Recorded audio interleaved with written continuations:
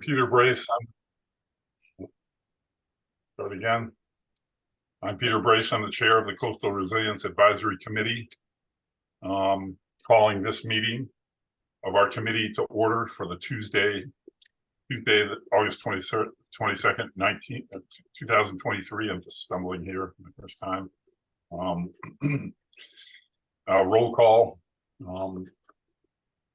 Checking in with everybody being here. Gary Beller. Here. Tim Brain. Here. Matt Fee. Here.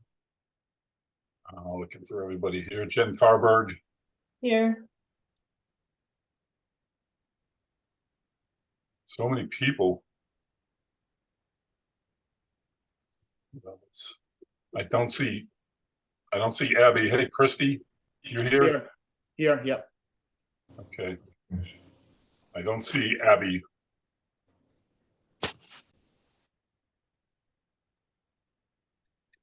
Okay. Nope, I don't see her in yet. Okay, Doug Rose. Here. Okay. And the chair is here, obviously. Okay, media announcements. I've got the script for remotely conducted open meetings, which I'm required to read. Good morning. This open meeting of the Coastal Resilience Advisory Committee is convening by video conference pursuant to Chapter 2 of the Acts of 2023.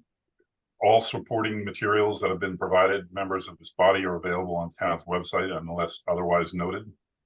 This meeting is being recorded. Please be aware that other people may be able to see you, and take care not to share your device's screen. Anything that you broadcast may be captured by the recording. Please silence all phones and devices. Ensuring public access does not ensure public participation unless such participation is required by law. This meeting will feature public comment, but at the end of the meeting.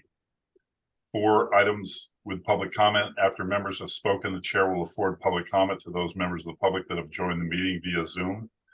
Members of the public who wish to speak must state their names and be acknowledged by and speak through the chair. Use the raise hand feature in Zoom to indicate that you'd like to offer a comment. The chair will call on those who have raised their hands in the order they were raised. All questions should be directed through the chair.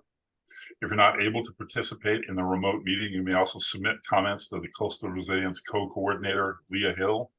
Coordinator, there was a hyphen there, and request that they be read into the meeting record. Her email is lhill@nantucket-ma.gov. I am Peter Brace, chair of the Coastal Resilience Committee. Permit me to confirm that all members and persons anticipated on the agenda are present and can hear me. I've already confirmed the members of the audience or the members of the board. Peter, I just want to mention that Abby and Rachel are at the meeting now too. Okay. So anticipated speakers, Will Kinsella. Are you here, Will? Hi, Peter. I am here. Okay. And of course, Vince Murphy. Here. And I think that's it for anticipated speakers, unless I'm incorrect. So finally, each vote taken in this meeting will be conducted by a roll call vote, which we've already done, but just for the sake of argument. Rachel, are you here?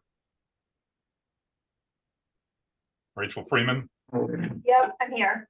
Thank you. Okay, and Abby DeMolina, are you here? I'm here, thank you. Okay, did I say your name right? Yeah, DeMolina, it's fine. Okay, and I just want to, open my meeting by saying that we'll be having public comment, but it won't be to the end of the meeting. And the public comment will be anything that is not on the agenda. So I don't believe we'll be taking public comment on any of the items that are on the agenda now.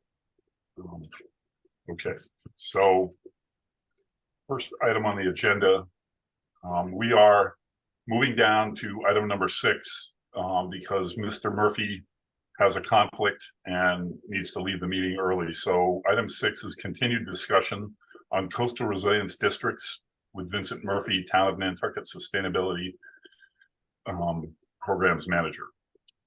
And he's going to share his screen a few times, so go ahead, Vince. Explain yourself. Thank you. Sorry for backtracking, Peter. I believe Leah has a comment if you'll allow. Leah. Peter, I think before we start the discussion, if Abby wants to introduce herself. I'm since sorry, she's a that's new right. member, that'd be Yep. great. Go ahead, Thank you. Abby. Okay. Hi, everyone. Nice to meet you, those who I haven't met. My name is Abby DeMolina. I am on the planning board as an alternate. I'm also on the historical commission. And in my day job, I guess, in addition to doing those things, I work for Santander Bank and I do sustainable investing and programming. So happy to be here. Great to meet all of those who I haven't met. So thanks for having me. Thanks, Abby. Appreciate it. Okay, Vince, go ahead. Thank you, Peter, and welcome to Abby. Welcome to the Coast Resiliency Advisory Committee. So I see a lot of members of the public here and people I recognize from homeowners associations and the Civic League, etc. I just want to go over some of the basics at the high level first, and I just want to talk about some of the procedures so that everyone is aware, so that there's the committee can function efficiently today. Peter's already covered this. This is an early idea for coastal resilience districts. CRAC is assembling some advice on this to send to the select board. That's the purpose of today's discussion as posted in the agenda. This will then go forward to guide how a bylaw might be written. We've had 2 meetings on this already. This is the 3rd. We're hoping this might be the last of these ones to develop the advice, unless the chair sees otherwise. And that is the chair's prerogative if he wishes to see another one. So we can reasonably expect that once we get the advice together, that goes forward to the select board, then the writing of the bylaw can commence. We can roughly, as a broad timeline, think that we might have something ready for December or January. And then if all that works out, then we might have something on the ballot for the May town meeting, if all of this goes according to plan. At this very early stage, it's impossible to promise any of that, so that is very rough guidance. The committee, this is primarily for committee discussion, and the chair will recognize people to speak. And as Peter has already said, committee members have priority and the public may speak if recognized by the chair and the chair deems that appropriate. My point in saying that and repeating what Peter's already said is that I'm asking for the public not to interrupt while the committee is discussing this. So I want to thank the committee. The committee has sent some excellent feedback. A vast majority of the committee sent feedback through the homework assignment that Peter and Leah set for everyone, and I have to thank both of them and all the committee members for the responses received. We received 7 responses that are posted in the packet with some brilliant, inspired points of view. It really captures a lot of nuance to how this might work. It also brought in a whole bunch of ideas that nobody had considered yet, and I'm going to be running through this list in a minute. It's worth saying a massive thank you to the committee, because frankly it's the best response to any document that any request from the committee since we did the drafts of the Coastal Resilience Plan. It was that good of a response rate, and you should be quite proud of yourselves for this. I took the information that the committee members sent in and a couple of other ideas as well, and I synthesized those into a set of bullet points. The purpose of that is to try and assist the committee to how they might wish to phrase this. It is just a suggestion. None of it has to be kept. It might just facilitate the committee in moving this along a little faster. And it can be added, edited, deleted as the committee sees fit. And I will look to Peter and the committee to how to restructure this. And this can, if Peter will allow, be a kind of a broad committee level discussion. Hopefully something of a free-flowing one if Peter will allow. And as appropriate once we keep it in line with Robert's rules. So the purpose of the coastal resilience districts is something that has been kind of an idea that got going with the select board. The Conservation Commission and the select board had some discussions in the early part of the year as to how we can move forward projects in specific areas and find ways to pay for these projects. Then at a presentation in, I think it was at the end of June at Select Board, the Select Board said that they would like the Coastal Resiliency Advisory Committee to look over this idea, come up with some suggestions and send essentially like a one-page bullet point set of feedback for how coastal resilience districts might work, give the overview, give the guidance, and then essentially lawyers, staff, etc., get to try and draft something, and then it'll go out into the public sphere towards the end of this year, beginning of next year, in a very rough time frame. So it's still quite fluid at this point, I suppose, is a nice way of putting it. There has been some interesting points given, and if you don't mind, Peter, I'd like to put this on screen now and share with everyone. Go ahead, Vince. Thank you. So this is the information as it was in the packet, and my comments on the side were just a way for me to kind of synthesize things, bring things up, and try and show things in as succinct a way as possible. I could have filled many more pages than this, but this was an effort to keep it to one page if possible. There was even a few things that some committee members brought up that I didn't even know how to write some bullet points on, and that's what these last two here reflect. And there are some brilliant questions that I hadn't thought about that, say, Jen had asked about who owns the intervention, who owns whatever structure might be put in place. That's not something we'd properly thought about or considered, and it's a wonderful thing to bring up. Doug had asked some questions as well, and if appropriate, I might ask him, or with Peter's permission, to talk about some of the things that he mentioned. But just to scroll through it very briefly, there's kind of two schools of thought that are displayed in this. This was a question as to whether we should take a whole island approach and have the whole island be the district, and then have a group, say the Select Board or Conservation Commission or someone in the Planning Board, whatever, create the sub-districts, or whether we create a whole set of districts based on need around the island. So essentially I called those track 1 and track 2. And I was trying to show how different people had different approaches, the whole island approach or the sub-districts, or just a lot of districts based on need. That's essentially what I mean with track 1 and track 2. Then this is Tim's comments that are all displayed in the packet materials that people can find. Matt sent some comments. I thought he was going to send more, and he did, but they were on a different topic. That's the purpose of this note. People talked about the primary and secondary benefits. So primary benefits would be like the area that might benefit from an intervention right now, the people who will benefit directly. Secondary benefits are people who might have some level of protection now or in the future, but not direct beneficiaries of whatever the intervention might be. Gary suggested some ideas that were in line with what I call track 1, the whole island approach. And there was this constant recurring theme about the large-scale projects. Large-scale projects are something that I had to make a bit of a note on.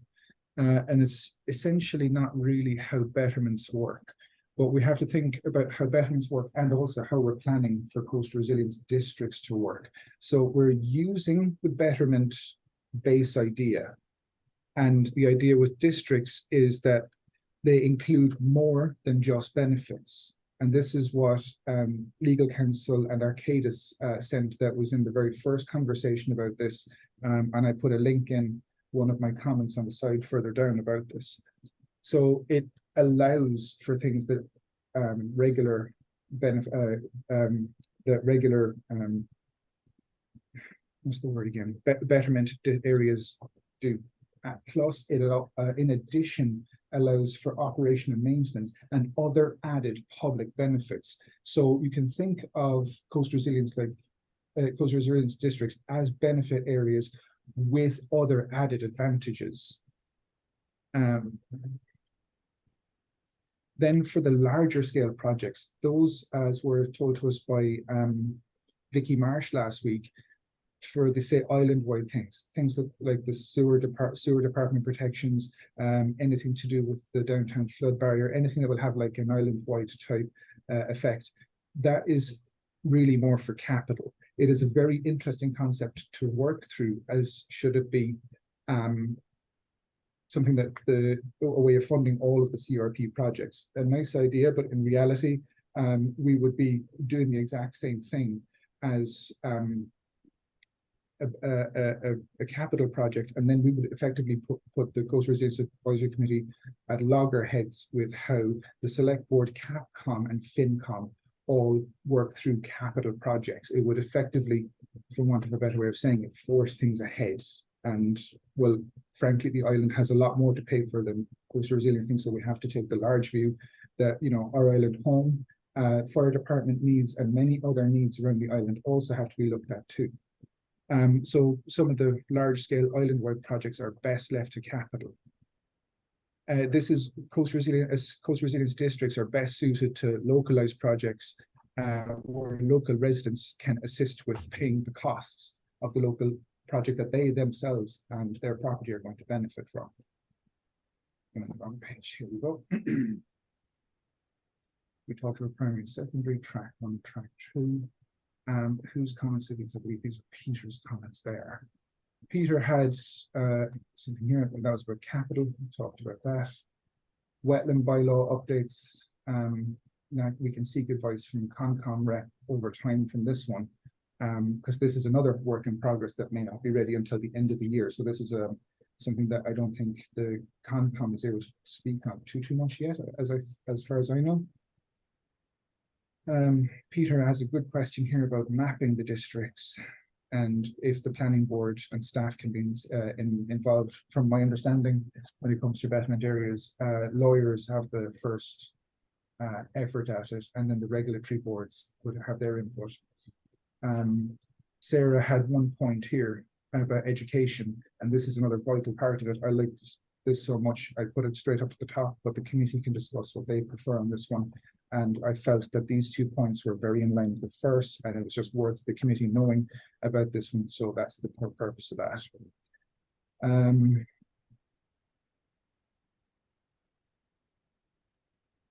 Yes, this is another point that Sarah had that I very much liked, and another one for the committee to discuss. She wanted it to be based on data. I can totally understand and respect that.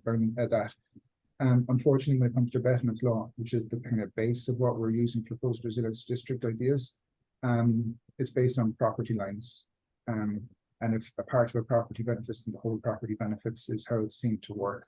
And I love the idea of using flooding and erosion and storm surge maps and sea level rise maps, but they're not the forms of maps that are essentially, how should I put this nicely, legally acceptable. So just worth bearing that in mind, that we're working against the risk as presented in those maps, but we can't necessarily use them because there's no legal basis. The only real map that we have that has any legal basis is the FEMA flood insurance rates maps, and they are out of date.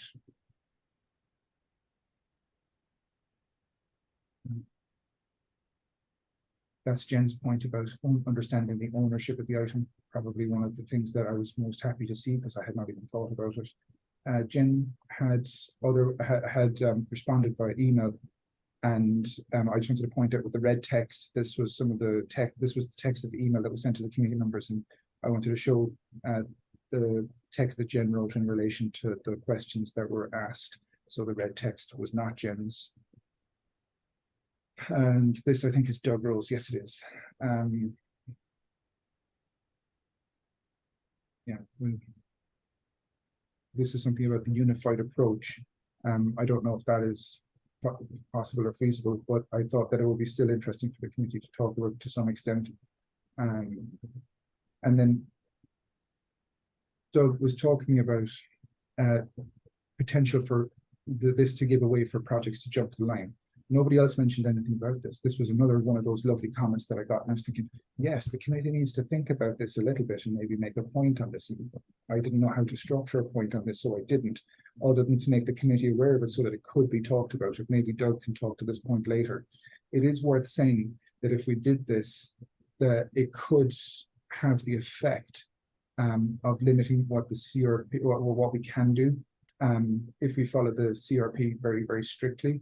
And the example I'm citing here is Sheep Pond Road, SPR Sheep Pond Road. When that road washed out, that was basically a priority 2 project up a tier, just by way of an example, just so we could find a way to get the homeowners access to that area. But it was still a good point. This is where I put in the link for the original information, just so everyone could read it. That's the information that was sent by Arcadis and Town Council and presented at the first of these 3 meetings. And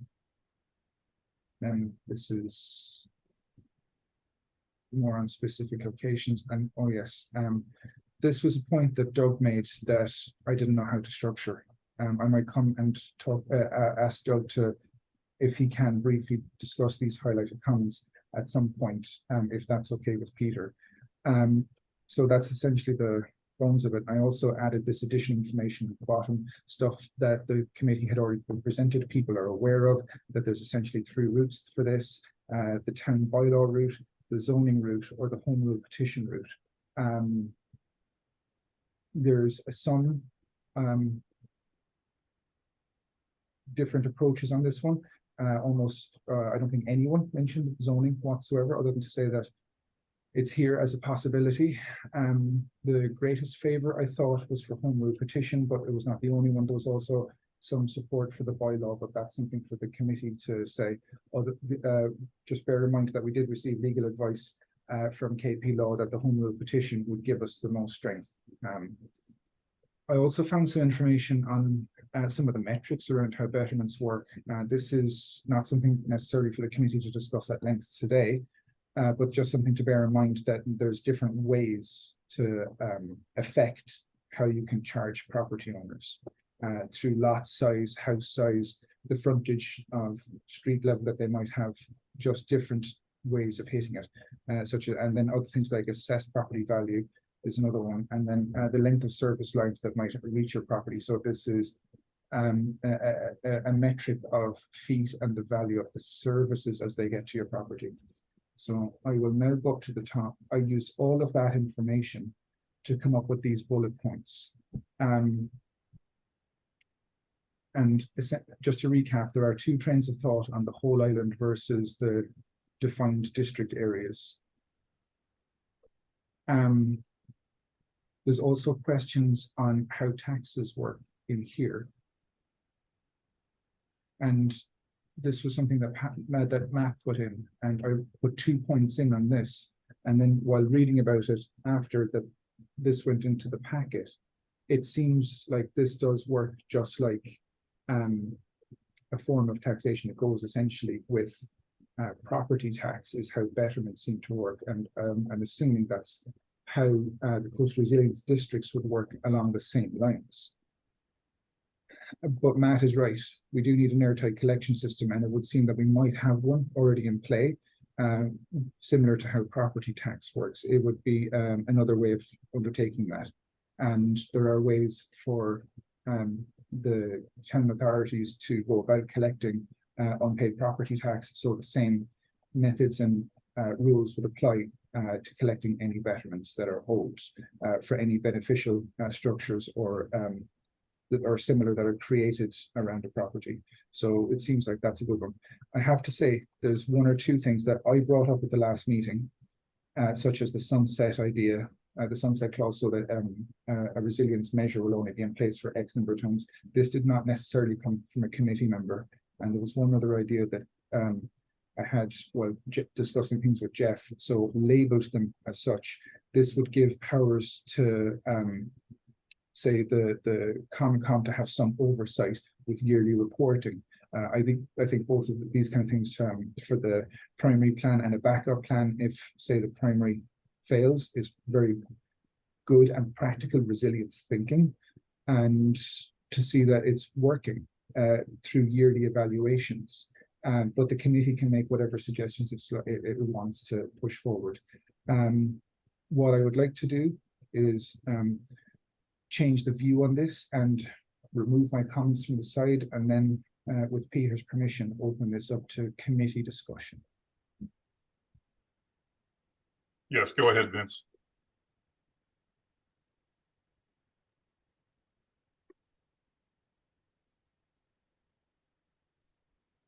Here, so I can see people.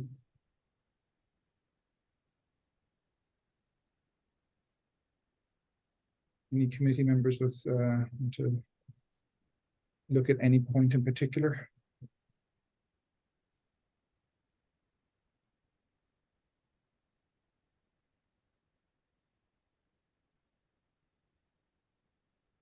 I see Okay. Gary has, thank you, Peter. I get Gary with his hand up. Gary? Thank you, Peter. And Vince, thanks for putting these thoughts together. I just thought I'd comment a little bit more on at least my point of view, that the whole island should be a coastal resiliency district, with, of course, the provision that there will be many sub-districts created during the course of events as needed. And the reason that I came to that conclusion is that I thought that we would be better off as an island if the infrastructure projects, so let's talk about, say, the waste treatment plant. If the infrastructure projects are going to need funding to protect against climate change and rising tides, I would not like to see that issue be presented to the Capital Committee, where they're going to have to decide, do we give the money to Old Island Home or do we give it to the waste treatment plant? And I could say the same thing because there are some other very significant Capital Committee asks in the future. And I don't think that the citizens and the voters of Nantucket should be forced to make that choice. When we're talking about infrastructure, if the Coastal Resiliency District was the whole island, it would be, we'd probably have to do the home rule petition and stuff, but it would be a tax that would be assessed against everyone. And we wouldn't have to face that problem where you go to the Capital Committee and people are fighting as to which is more important, the Old Island Home or the ferry terminal or the waste treatment plant. So that's my personal view. In each case, the taxpayers would end up, the voters and the owners, non-voting taxpayers and voting taxpayers, would end up paying for all of these costs. But I don't feature the opportunity or the possibility that there will be debates at the Capital Committee as to what do we save, the ferry terminal or the Old Island Home. So those are my views. We have to be a tiny bit careful, Gary. I know you mentioned the ferry terminal. That's not a town property. That is operated by a state agency. So we just have to be careful about that one. But I take the point about large scale infrastructure. But effectively, and I was trying to be very careful on this one, it would cause the Coastal Resiliency Advisory Committee to be at loggerheads effectively with CAPCOM, FinCom and Select Board, and that is, I don't know, maybe problematic. I know there's representatives from each of those committees present, even though you know, Joanna Roach is on that committee. She's an at-large member here, but she's still on FinCom. Fact is a fact, and that is massively beneficial. I don't know how those committee members would feel about those kind of things. And I know that Doug has his hand up. I just wanted to open it up to those two people if possible. Peter. Okay, Doug, go ahead. Thanks, Peter, and thanks, Vince, also for trying to bring some order to the chaos of all the bullet points that you got, and also those of us who kind of went rogue and couldn't put their thoughts in simple bullet pointed form. Where I was going to sort of start my thoughts were to go back to something that Sarah Boyd said repeatedly in the last meeting, which was before we can really answer what's the right path to take for a CRD, we have to first be super crystal clear about what the goal of a CRD is.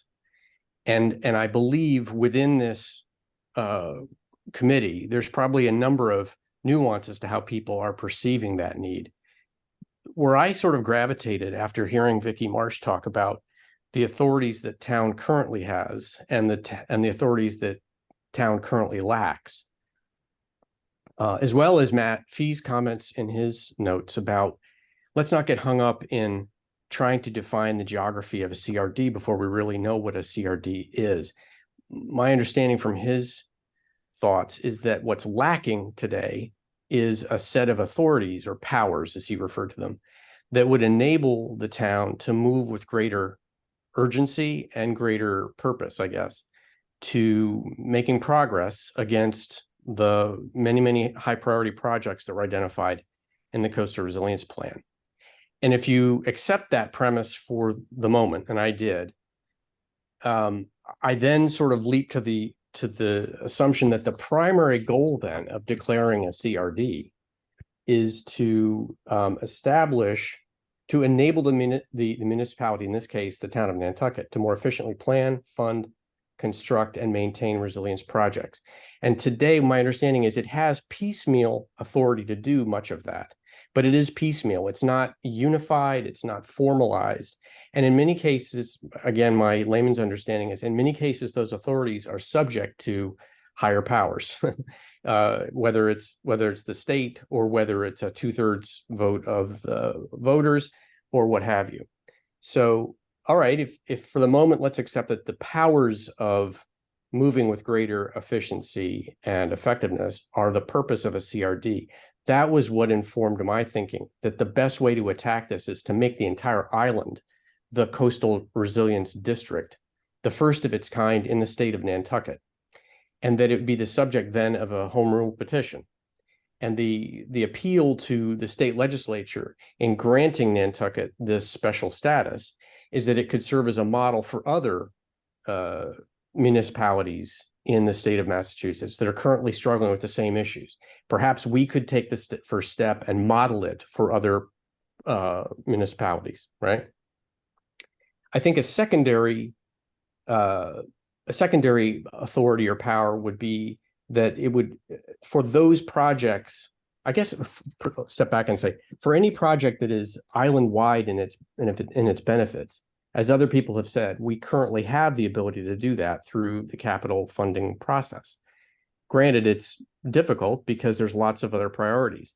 I think the only way to resolve those inherent sort of conflicts of priority is to put them all on a list together and not give coastal resilience some kind of special status over, I'll pick on our island home.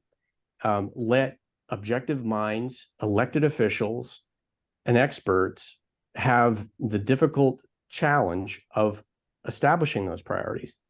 Because if you build a simultaneous parallel track that says, well, coastal resilience projects get special treatment and therefore are streamlined in for funding, what that impacts is taxpayers. Taxpayers are just going to pay more.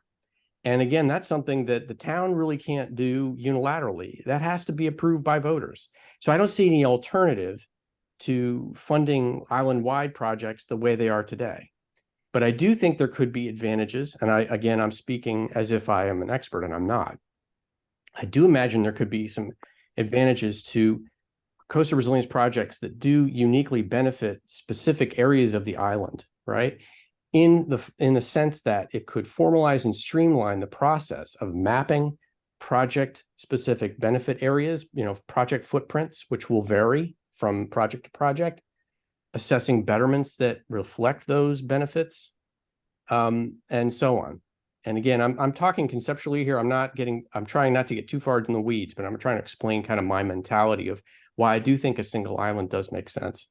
The last one, and this is something that I think Sarah and a number of other members did speak to last week, was, another really important benefit of having a coastal resilience district authority, if you will, is that it elevates the visibility of coastal resilience as a problem for all taxpayers.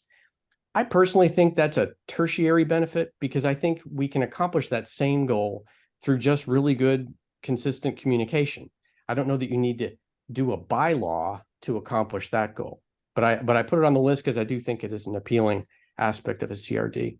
So anyway, that's a little bit of an understanding of why I was kind of leaning toward maybe a home rule petition does make sense, even though it will take a long time. And in a parallel path, perhaps there are other ways we can skin the cat, if you will, that don't involve getting the approval of state legislature, continuing to make progress and chip away at the CRP priority list. I think that's it. Thank you for letting me drone on there. Thanks, Doug. Joanna, you're next.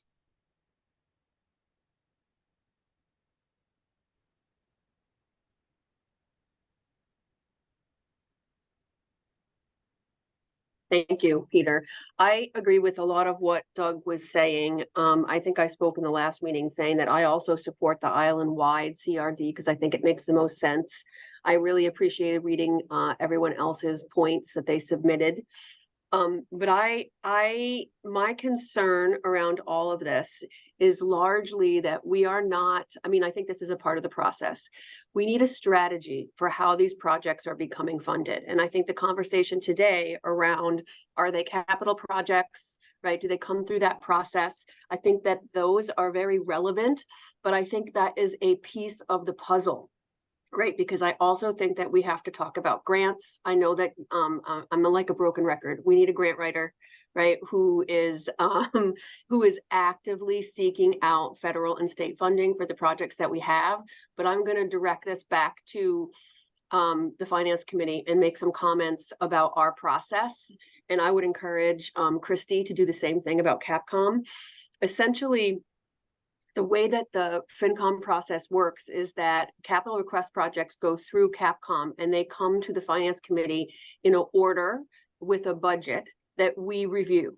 And I know that it is unlikely that we would fund large capital projects outside of that process. And I think that from a strategy standpoint, one of the things that we could do on the Coastal Resiliency Committee is to start to look at how we make these requests and the priority of them and lay that out over a period of years. Because right now, kind of what we're talking about is a bit amorphous. Where I don't know, I support the idea of the island-wide CRD, but I think that in the short term, what are the requests we're going to have for next year? And are they being written up? Like, what's the process and what are we asking for in FY25? And we know that last year we put aside $500,000 or $1 million. And like, what's the plan for that money? Right. So I think that as much as we're talking about this long-term track, we also need to talk about what we're funding and what's happening next year. The Capcom will do its process, right? And we need to get those requests in the line. And it's almost like this committee needs to come up with a 3 to 5 year plan of what things we're recommending gets into the Capcom budget. And that we are supporting that based on those 17 immediate priorities of the Coastal Resiliency Plan. So I would really encourage us to also be thinking about the very specific requests that are going into the budget for this year. It's critical, and I feel like this group of people should be discussing this. Thank you. Thanks, Joanna. Are there any other committee members that have things to say? Okay, Matt, go ahead. No, I think Joanna is absolutely right that we need to get those requests into the queue, into people's brains so that they're thinking about it. The reason I didn't really, I don't believe, I think it's kind of semantics. The whole island is going to be considered, but I'm thinking about betterments because we're going to have stuff that we need to do right away or fairly soon that are not going to be able to be, that should be bettered and are not going to be able to wait for the state. So that's why I'm sort of looking at it saying, what can betterments do now? You know, how robust can they be? Can they be updated yearly? You know, I'm looking for that type of information. You know, how can we work within what's already allowed so that, you know, and then this other is a bit more long-term because the more that we can have. So anyway, that was that's I kind of got, I know I didn't give everything that I've talked about into my recommendations because I was kind of stuck on what's happening now. Thanks, Matt. Is there anyone else on the committee that has anything to say? I have a few points I want to make, but I want to give everyone else a chance before I go. Oh, okay.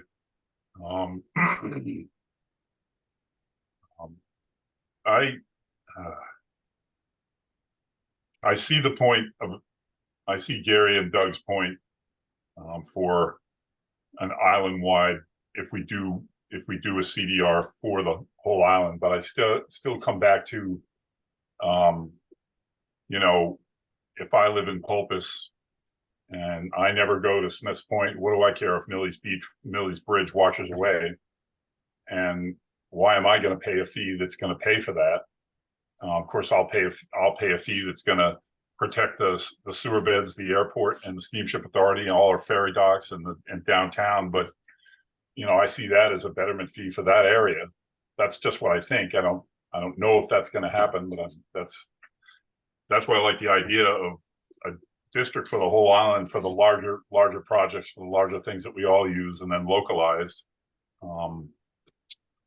betterment districts. But what I really need is sort of an explanation, or we need to define what it is: betterments, grants, and town funding. So grants that are coming from outside organizations, from the state, from federal. We do $1 million a year so far into a fund that is paying for projects in the near term and hopefully in the future. And hopefully that amount goes up. That's approved by town meeting. And then if the betterments happen, so what percentage of each is going to pay for what, and we have to decide that. I don't know it yet, but I don't think we should rule out doing the sub districts. So that was what I had to say for now. I also want to say it's 10:44 a.m. This meeting is a 2-hour meeting. We have a deadline of September 1st to deliver our recommendation, our advice to the select board. So depending on how much more we're going to talk about this, we might consider doing a workshop meeting a week from now to write out what we're going to advise the selectmen, unless we're going to advise our Leah and Vince to write something for us, and we have to suss out what we're going to be advising on. So far we're just giving comments on what we think of this idea, and we have limited time. So Doug, you have your hand up. Yeah, I'm sorry to speak again. I was hoping other people would speak up. I do have a thought on that front, Peter, and that is that perhaps our best next step would be to ask for Vince and Leah to go through all the comments that have been made and prepare 2 sets of advice, one that's sort of focused on the benefits of an island-wide district, and one that's focused on on no island-wide, but strictly project-based or neighborhood-based districts. And that the determination as to which path is best taken could be left to the select board once they've really wrestled with what is the true priority need to come up with this thing called a CRD. Because as we speak right now, I'll be honest, I don't see why we need CRDs. No, I mean, I would ask Matt through you, based on what you've just said, Matt, it sounds like you want to work with what tools we have today. If we're working with what tools we have today, why do we need to be discussing some other infrastructure thing called our Coastal Resilience District? I'm not following, but I park that question and just suggest perhaps it's 2 paths forward in terms of our advice. Thank you. Thanks, Doug. Joanna, you're next, and then Christy, and then Gary.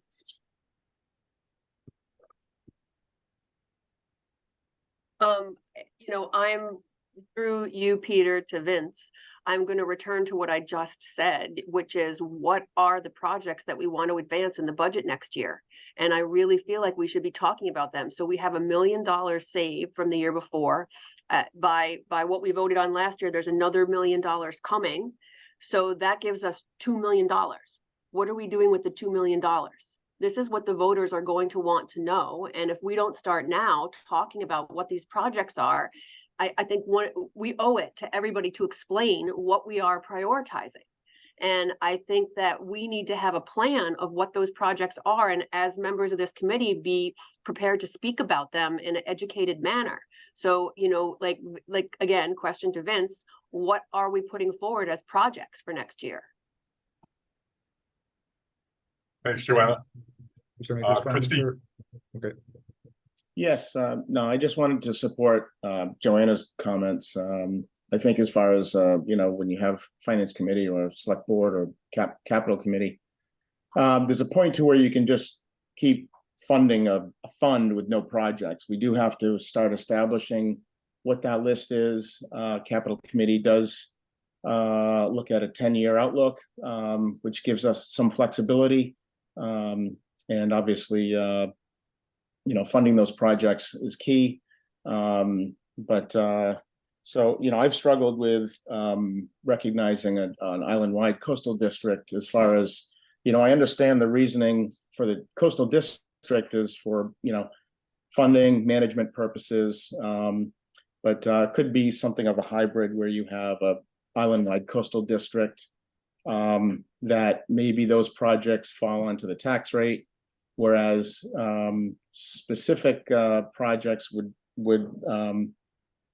rely on betterments. But I do think those two funding infrastructure really need to be established, and for whatever projects we recommend that are early on in this planning process, that we do recognize, you know, how those are funded.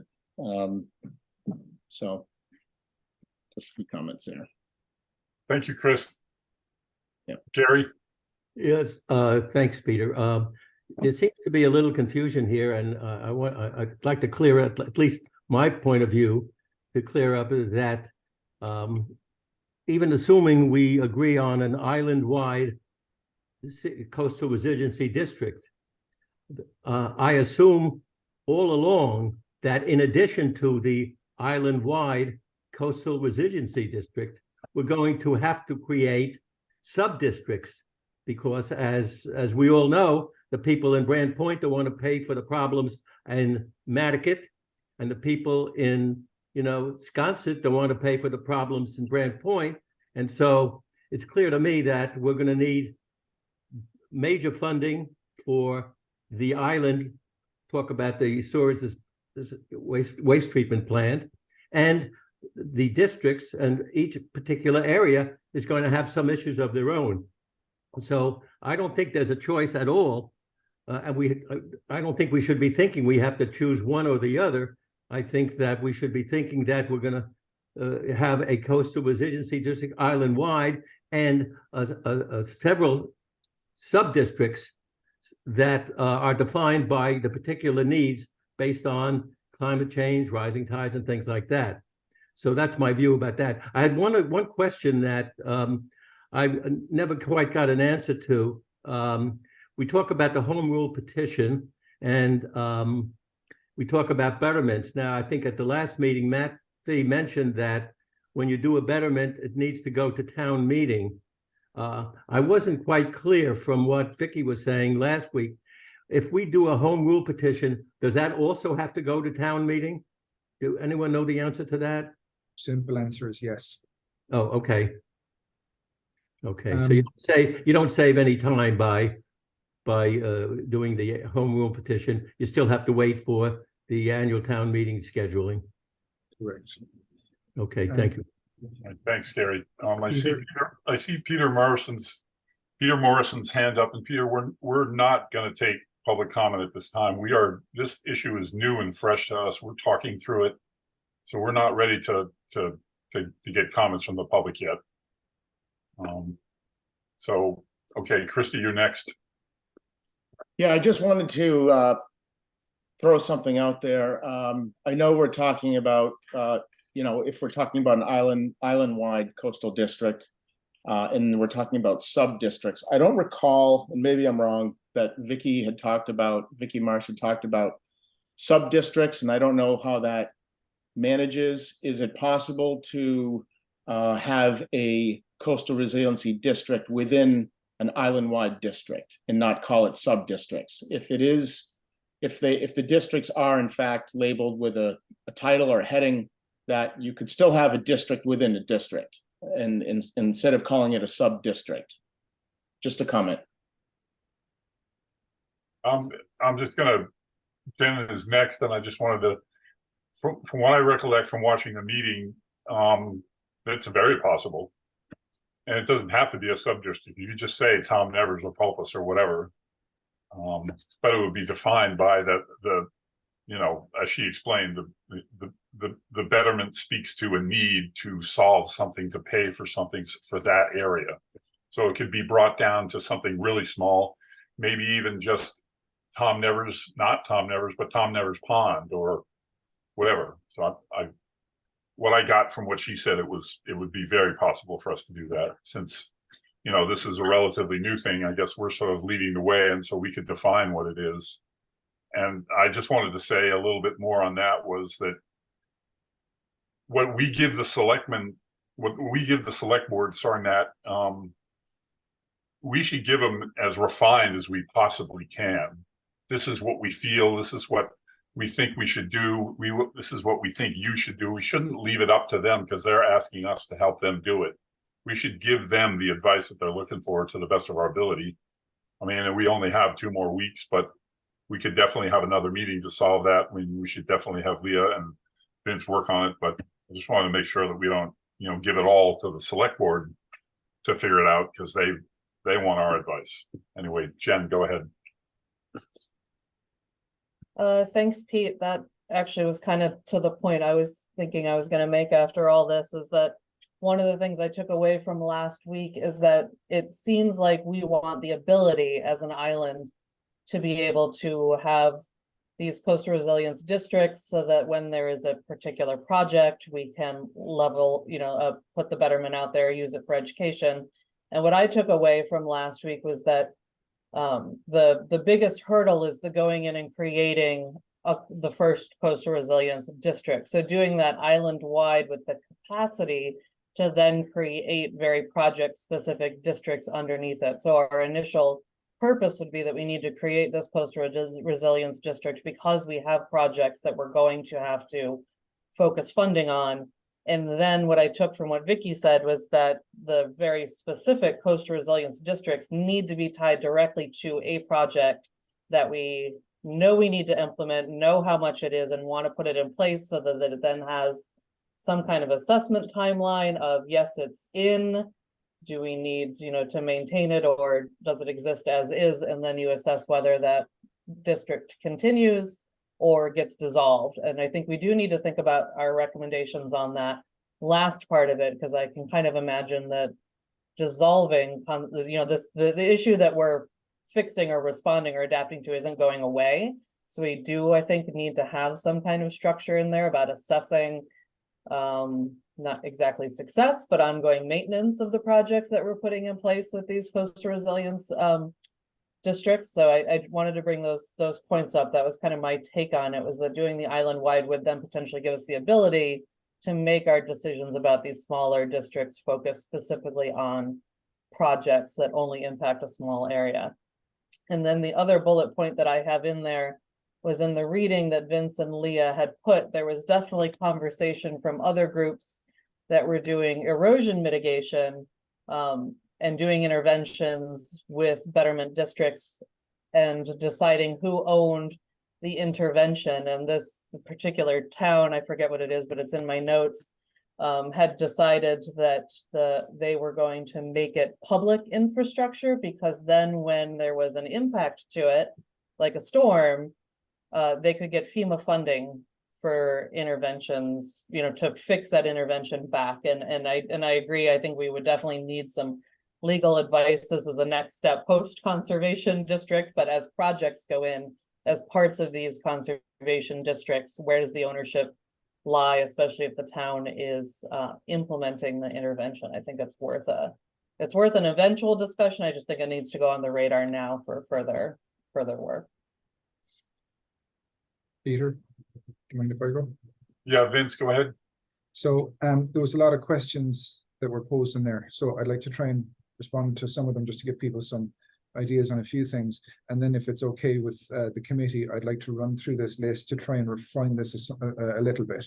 So the first thing to try and address is, and I'm going to probably get my orders wrong here, and if people want to remind me, please do.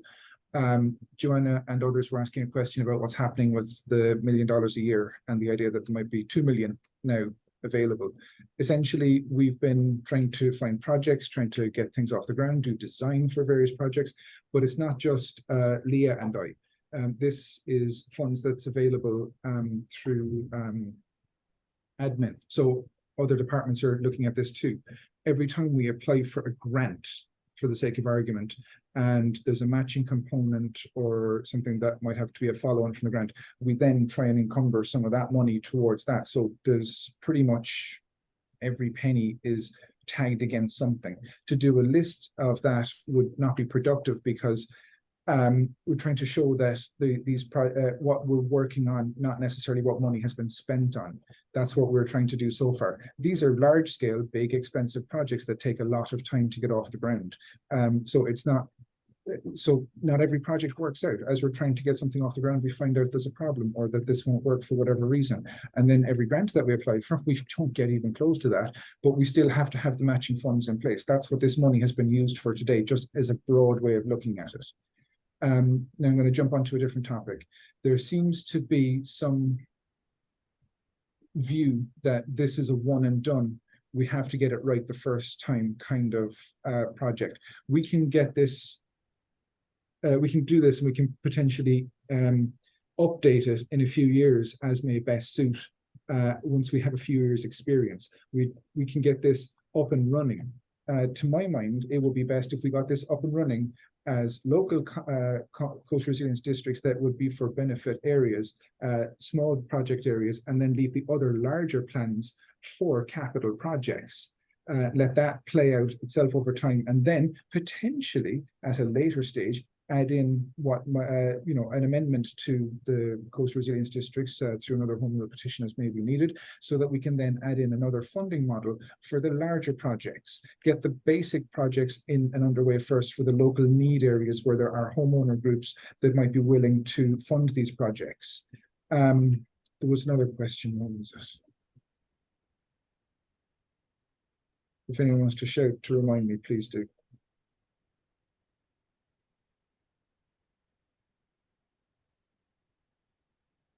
I guess not. Oh yeah, there was no, so from just making notes as we've been going along here, there seems to be a consensus towards the island-wide model.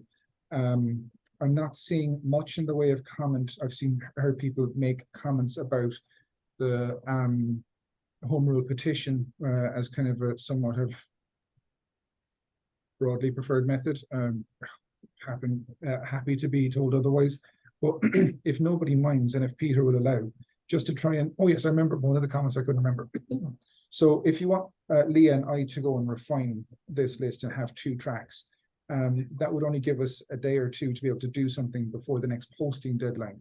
I don't know that we even have enough time to do that, but just so that you know, we have other projects and other things going on as well, to try and get this done for the next for say Thursday or Friday morning for posting. That would be a very big ask. I don't know that either of us have that much time to put to it. I just want to make the committee aware of that.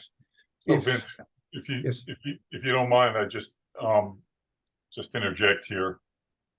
In saying that, not having enough time to do that, do you think the selectmen will allow us another couple of weeks to have another meeting so that we don't have to double up and make everybody work too hard and say, you know, can we get this to you by your next meeting after September 1st? Or are they is explicit in wanting it on September 1? When the select board discussed this, they never voted on that fact. It was by consensus. I think if we asked for a little more time, that might be possible, and Matt might be able to give us more guidance on this. And one of the other things that's probably worth saying before I hand over to Matt, if he wants to comment, I'd like to run down the length of this list and see if there's a broad consensus on what's here, what we want to keep in, and what I can start crossing out, and how we can refine this a little bit in the time today. And my meeting at 11:30 has been moved. I know there's other committee business, but I have until 12 now, Peter. Okay, Vince, so I'd say we want to go till maybe no further than maybe 11:20, and then we want to shift back to the rest of the meeting, so we're not keeping people late. All right, would you mind if I started running through the list and see what people think? Do you want to see if Matt has anything to say about what we just talked about the You're the time? chair. Yeah, I think the time would be, I think timing would be fine. The select board isn't meeting till, I think it's September 6th anyway. There's probably a bunch of stuff on that agenda already. So I think we could probably send a letter and buy a little bit more time. And then just in general, again, I don't think we have to figure out everything. I think we have to sort of say, it's important we understand what we can do with the existing powers that we have and how they can help move it forward. But, so we recommend figuring that out as a board. I would say we recommend figuring that out. And then there's things in the long term that we haven't even talked about. Sort of when I think of what we've been doing out at Baxter Road, there are triggers and there's a bunch of public access and there's a bunch of other things that have been sort of agreed upon in that whole project, that every time we do something, it's going to be unique and there are going to be concerns. If we're around a pond, there are going to be concerns about the pond and other issues. Everywhere is going to be unique. We don't have to figure all that out right now. Just that when we get there, that we'll do that. And there have to be triggers that are understood by all parties, that when this is impacting and hurting somebody, it changes. When people know, it's too expensive to pay for it, maybe it changes. Those have to be baked into these things. So, but I think right now it's what do we have in the short term? What Vicky was kind of saying was, it isn't like what we need to do where we have to maintain it every year is difficult to do, maybe not impossible, but difficult to do with betterments. And that we have to put all the money up front for the betterments. So I think, how do we craft that for the things in the near term and then figure out the other? And I don't see the need right now to do a whole island district, etc., till we kind of figure that out. But, I'm willing to have my mind changed if we have, but anyhow, that's it. If you don't mind, Before you get rolling, Vince, Gary's had his hand up for a bit. Gary, do you have something short to tell us? Yeah, the short thing is that I don't hear a lot of support for not having an island-wide coastal resiliency district, as long as we have the flexibility within that to have as many sub-districts or area districts as necessary. So I don't know why you think you have to have two separate tracks to look at, because I haven't heard very much support for not having that extra flexibility. That's my comment. And right before you, Vince, I want to say, Gary, I think having two separate tracks is just to talk it all out, so that we, as you guys in the government say, vetted it and found that that one track is the way to go. But at least we know what we're talking about. That's all. Vince? Thank you. Do you mind if I start running through this list, Peter? Go ahead, Vince. All right. So I'll appreciate any committee member shouting out, if Peter will allow it, like this to be the kind of open discussion for committee member section. So I think there's no problem with leaving this in. Whole island should be the Coastal Resilience District. Any major objections? Okay, not hearing any. Create sub-districts as needed around the island by select board approval. Anybody see a problem with that? If Vince, if nobody speaks up, if you don't see a yellow hand, I think you just go right through the list. Okay, create coastal resilience districts as needed and charge to the beneficiaries in that area accordingly. That seems to be a bit of a no-brainer. Anyone? All right, here's where things might get a bit fun. Large-scale infrastructure like sewer plant, dump, arterial roads can be subject to taxpayer funding only, like capital projects. This is where we're on to tier 2. Keep or disregard.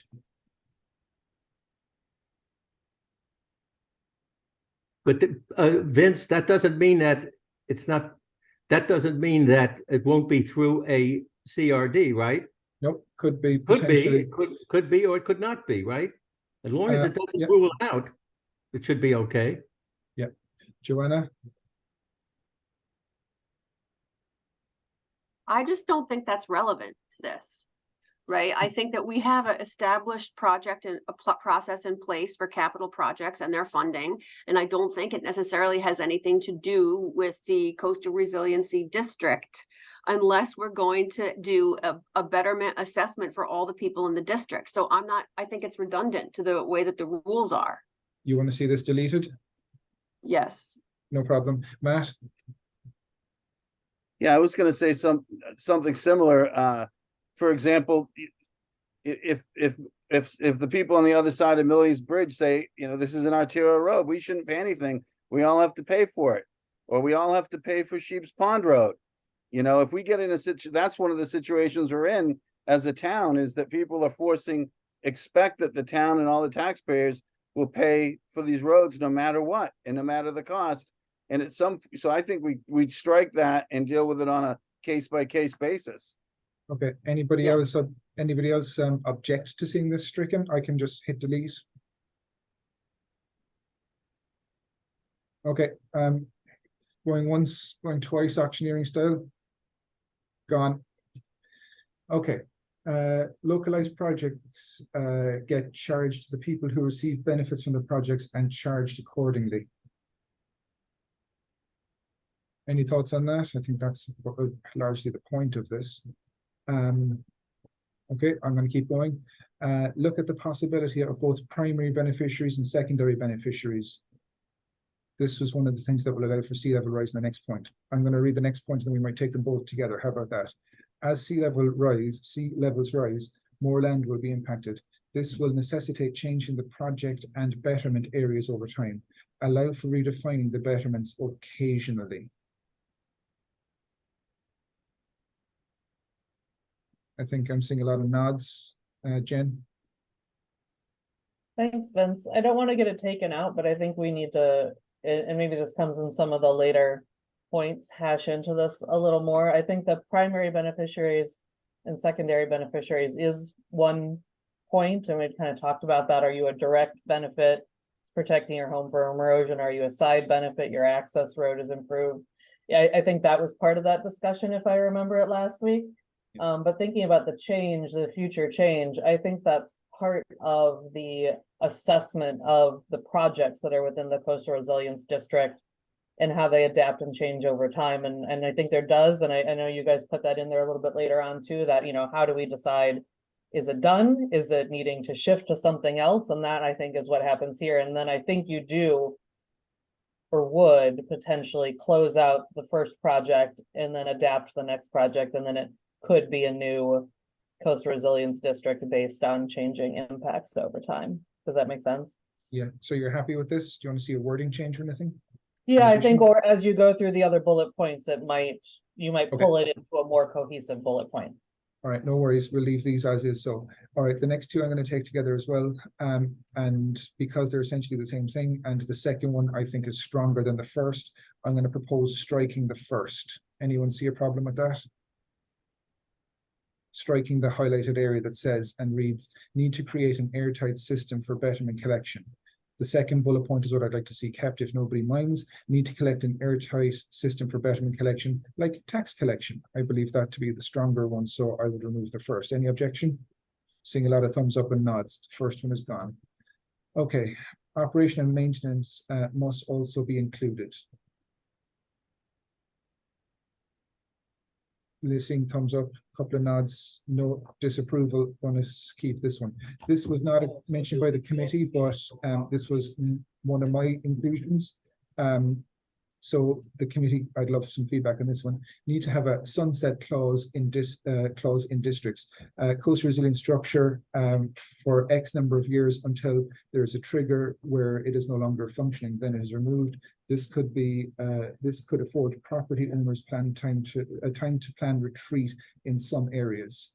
This was my suggestion. I don't mind striking it if people don't like it, but it's up to the committee.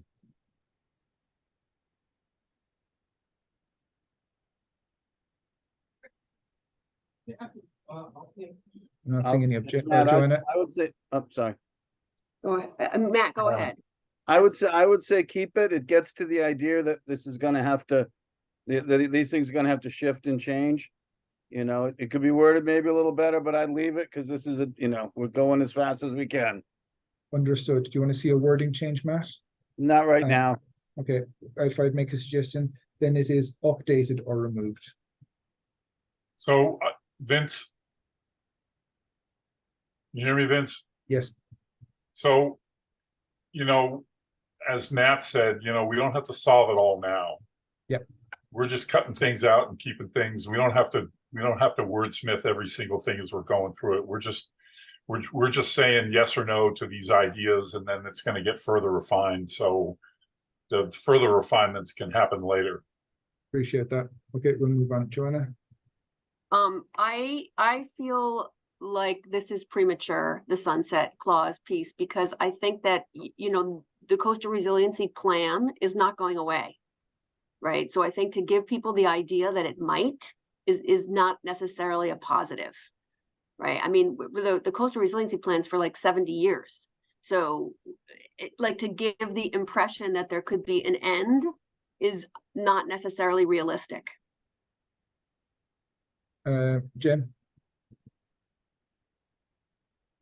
Yeah, this goes to my comment I was making on that previous, as opposed sea level rise and adjustment. I don't want to see a number of years that things don't function. Essentially, we're telling people we're doing adaptations in the hope that it does protect property, or we are adapting, or then we will further adapt those adaptations. So I don't want to see an end, but we do need to have some kind of review mechanism. That's caught in other things. So I know Christy just put his hand up. I'm hearing mixed. I can put a question mark on this or drop it down the list. Whatever committee members want. Christy? I was just going to say that once maybe you just say once something is in a coastal resiliency district, that it is in perpetuity, and there is no clause. I mean, yep. There's always going to be factors that are going to affect it, and there's always going to be the impact of coastal resiliency. So maybe once the district is created, it is in perpetuity. Just Okay. a thought. Does this capture a better yearly evaluation for impacts, feasibility to continue, and project function? That might be the better one to keep. And then we can nix this one. I'm seeing thumbs up. Does this bullet point here capture it better? Yearly evaluation effectively? Okay. I think that's a good suggestion, Vince. All right, okay. Not hearing any objections, the other point for yearly evaluation wins, yes. Going once, going twice. Done. All right, and then we know we're keeping this one, but this is along the same lines. Primary plan and a backup plan to allow for resilience planning. Betterment analysis based on both plans. Secondary plan can be anything from alternative systems should the first fail to removal and retreat planning. So this is like, if you're going to create one plan, have something in reserve. I'm a resilience planner now. I like a backup plan. Matt? My comments about the previous one. What did you want to say? Like, the yearly evaluation shouldn't be from, the owners or the proponents of the area. It should be, it's got to be town, and it's got to be, sort of, we have to have more control of it than, oh, we're getting a report from somebody. I'd like to have an independent evaluation, something like that. Town entities undertake the review? Yeah, or, yeah, exactly. Like, the town has to take more responsibility for some of this stuff, not just take whatever people say as gospel. Okay. So this is an addition here to the one that was already approved. Everybody okay with this addition? Seeing thumbs up. Christy? Just to Matt's point on the previous one there, yeah, I think that yearly evaluation, I get, the wording for having management and oversight, but yearly evaluation might put a lot of work into it that you might not need. You might not need a yearly evaluation. So an evaluation at some point, but I wouldn't bound yourself to an annual evaluation, even though we will be reviewing it. Obviously things will come up, but I would generalize the evaluation timeframe. Point taken. However, I would like to say that a lot of projects already yearly evaluations to the Conservation Commission, so it's already in line with standard practice. Okay.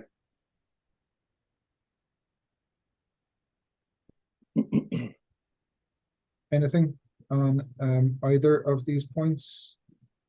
Having a backup plan and evaluations? People generally happy with that? Yes. Yes. Okay, move on. Allow for cooperation with other programs such as One Big Beach, easement, and others. I don't know, Vince, I think that goes without saying. I would have thought the exact same. Bit of a no-brainer. Should we continue? Go. Yes, okay. Allow for additional benefits such as hold harmless agreements, ensuring public access, donation of land to the town. Matt has been talking about hold harmless for a long time. If he wants to speak, go for it. But again, a little bit of a no-brainer to me. Matt's got thumbs up. Anyone else? Nope, not seeing anything. All right. This is the last real one, and this is direct copy and paste from something Sarah Boyce wrote. Educate property owners and purchasers what the risks are and put them on notice that they may be subject to a group project and potential betterment costs over time. So when you move into an area, if there's betterments, you know it's there. You have to find these. Yeah, we have to show people these things. So I then, don't know, I think it's not only educate property owners and purchasers, but educate, you know, the real estate community, because it's up to them whether they're going to tell them anything. I think. Vince, Yes, hi Gary. I have been thinking that when we're doing I'm thinking about some of the materials that Leah sent to us that showed that in other jurisdictions, in other municipalities, when they were going to do these betterment projects, they got the vote, the people who were going to receive the benefits, actually the ones who had to approve that. And if they didn't approve it, it wasn't going to be done because the town wasn't going to pick it up unless they agreed to pay for it. So in this particular one, I assume to me, there should be an assumption there that for particular sub-districts, that those will be approved by the taxpayers who will be getting these betterment assessments. Okay. Is that not your opinion of what's going to happen when we do these separate assessments? Good question. So I think it just works differently in Massachusetts from the New York examples that we sent out. That's half the difference here. So in Massachusetts, once there's broad community consensus, that I don't know if there needs to be a vote, just consensus, then, and if there's seem to be enough public need and not a major amount of public pushback for the sake of argument, then these can just be applied. But that's my understanding, and I have to say, I only know as much as what Vicky told us all, and particularly the committee and myself last week. Yeah, and if you want to, I have an idea, Gary. If you want to write a bullet point to that effect, and then send it to Leah to send to the committee for an idea, that's one thing. And in the interest of time, maybe Doug and Jen could do the same thing. I think Jen's one could be one of the easiest. That the intervention, whatever that happens to be, should be largely or primarily town ownership. Vince, if you take a look at the original comments that I submitted, which are now as part of this, part of the data for this meeting, I specifically said, subject to a vote of the local people who will be receiving the assessments, and if they vote against it, the town will have no further obligation with respect to any possible problems that may occur in the future.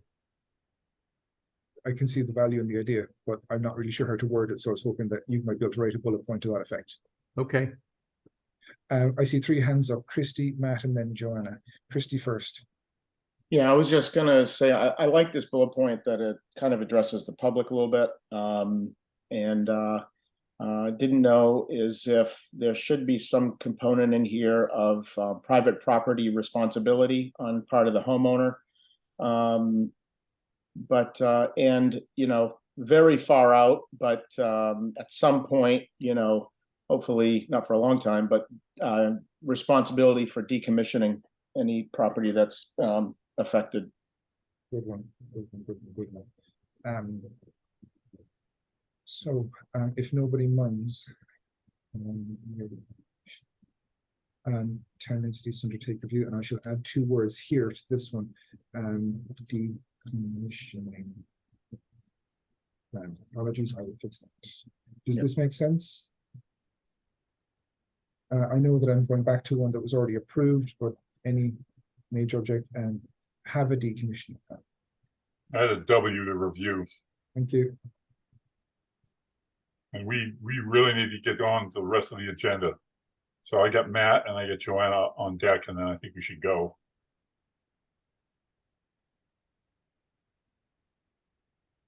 Matt, go ahead.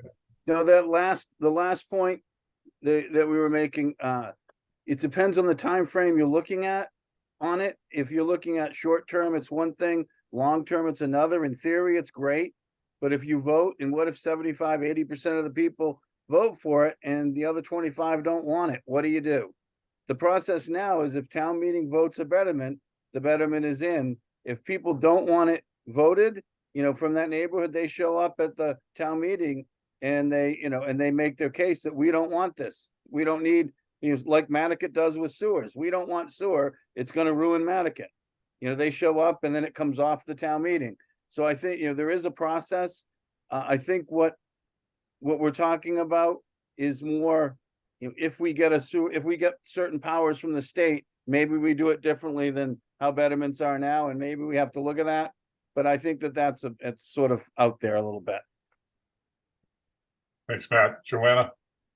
I think it should actually be a little bit stronger in this area. I think we should be looking for some kind of mandatory disclosure form that all people who are purchasing property sign, where it basically informs them of the coastal resiliency plan, the potential for betterments, and that they've read it and understand the risk of buying the property. I know Peter's the chair, but if Peter will allow, then if people could generate 1 or 2 more bullet points, send them to Leah, and I have to say, I'll give people as much time as possible. Noon on Thursday, committee members, I mean now, we could send extra bullet points by noon on Thursday that could be discussed at a meeting. And Peter, if you would allow, can you just make sure there's consensus for a meeting next Tuesday, the 29th? Well, I mean, Matt said we have some time. So wouldn't that be the following Tuesday, Vince? You want to go for the 5th? Because if their next meeting is the 6th, if we're asking for more time, are we asking for more time to their next meeting in September, or are we asking for more time so that we can be in time for the 6th? I think the initial plan was, I don't know what select board agenda workload is like, so don't ask me. But I think the reason for having it done by the 1st was so that I could make the packet to be part of the meeting for the 6th. And then if we're going to add, say, a week to that, then it would need to be to the select board by the 8th for their meeting on the 13th. And I don't know if what the select board would say to this. I can check with town admin to see if they can check with the chair of the select board. Yeah, if you could do that, but you know, if I can just poll the board, how does everybody feel about having a meeting on the 29th for us to wrap this up? How do we all feel about that? You just put your thumbs up or your thumbs down, I guess. We all good? Yeah. Peter, I have a suggestion. Vince and I are in another meeting later today that's kind of and why don't we just, if it's a hard deadline, we will we could schedule a meeting, and if it's a softer deadline, we'll do it later. How does that sound? That's fine. If we can make it go into the next meeting in September and we give our staff more time, and that'd be ideal. So, yeah. You feel In that comfortable with case, that, Vin? yes, I do. Thank you, Matt. And just, I would like, what is the very clear ask that you're asking Leah and I to do? What's the clear direction that we are going to take forward from today? The clear direction. We'll refine what we have, get the other bullet points, and be prepared to schedule a meeting either on the 29th or the following Tuesday for us to, polish this and make it into a recommendation for the select board, our advice.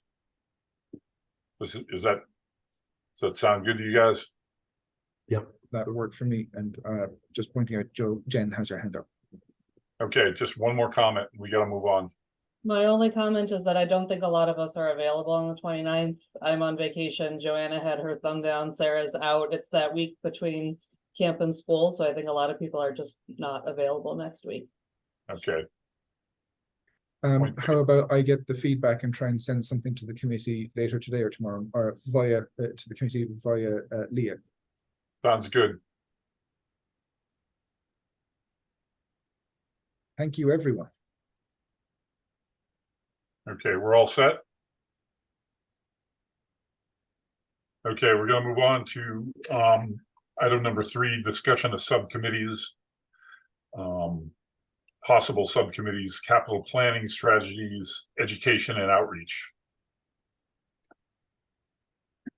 What do you guys all think about those, having those subcommittees? Go ahead, Leah.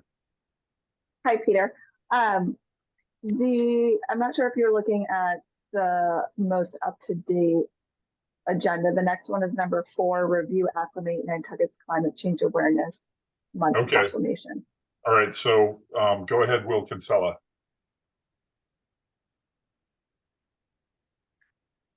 You're on mute.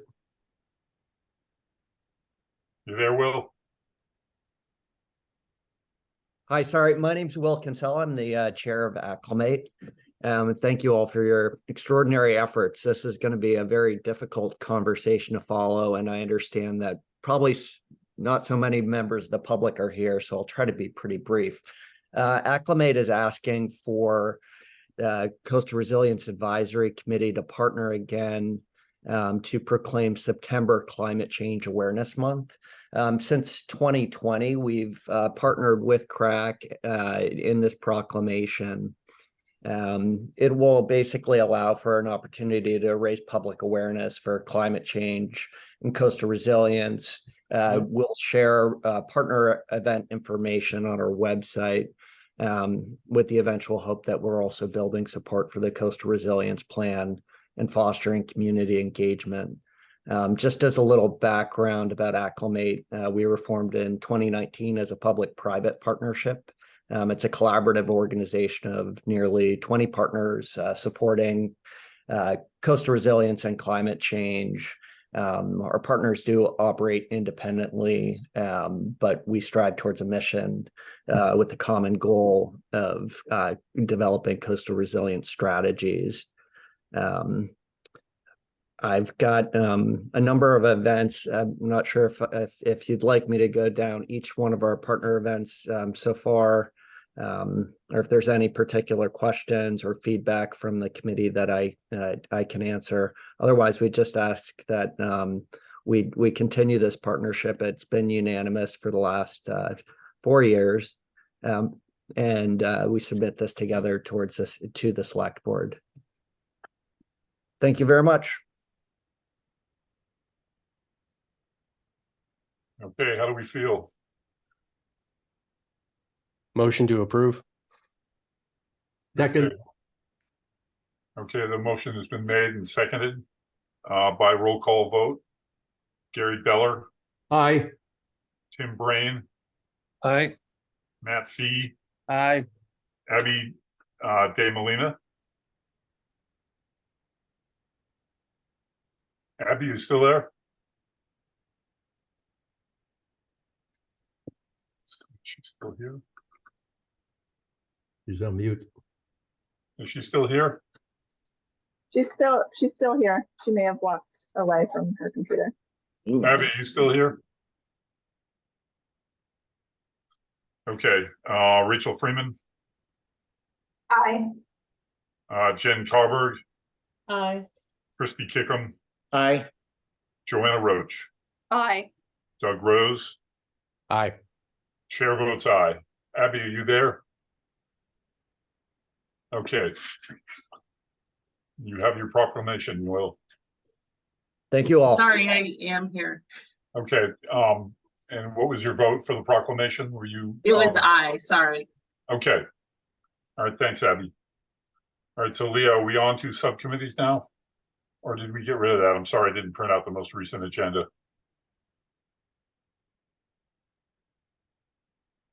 Yes, now it's subcommittees. Okay. How do we feel about Sorry, creating? Peter, Yeah, one more thing. The next bullet under 4 is that there needs to be someone newly appointed to be on Acclimate. Mary was on it, and since she's not on the committee anymore, there's an open seat there. okay. Who do we want to know? Who wants to be on Acclimate? I'm not going to be on it because I volunteered to be chairman, so it's going to be one of you guys. Peter, there are already a couple of us in this group who are on Acclimate. Okay, So myself, Jennifer, Sarah. So I think we have adequate representation if Okay. that's okay with Will.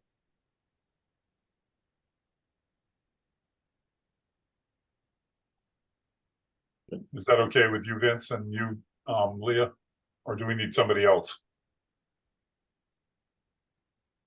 Vince? Thank you, Peter. So not just to make a suggestion, I don't see an issue with it directly, but if we could have someone who could directly represent the interest of CRAC as well as their other organization, that would be beneficial. I'm happy to do that. Do we need to appoint her, or is she just on there and that's it? Mary was appointed by vote. I move to appoint Joanna. Second. Okay, all's in favor, roll call vote. Gary Beller?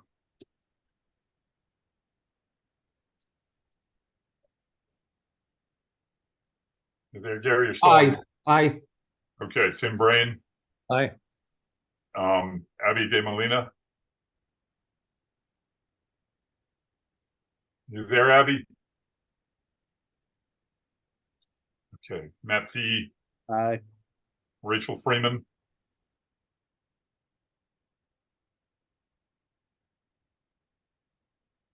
Aye. Jen Carberg, Aye. Christy Kickham, Aye. Joanna Roach, Aye. Doug Rose. Aye, and thanks to Joanna. Yes, thank you. Chair votes aye. Abby, you there? Okay. That's that. Okay, since I don't have the most recent agenda and I'm not able to print it out right now, are we now on to subcommittees? Yes, now it's discussion of subcommittees, capital planning strategies, education, and outreach. Okay. What do we all think about this? Joanna? I am all for this, 100%. I think it's totally important that we do this.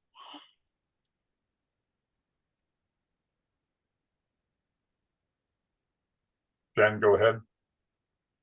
Thank you. I guess I just have a question about subcommittees. I think as long as we have a really directed purpose, I could see the use in each subcommittee, but are these meetings that we have as subcommittees, do they need to be posted, and does that create additional work for staff? And then secondarily to it, if that's the case, are we still meeting twice a month, or is one meeting a CRAC full committee meeting and is one subcommittee meetings? Because I think at this point, I wouldn't want to make a lot of extra work for staff, but I want us to be productive. So wondering the best way to do that.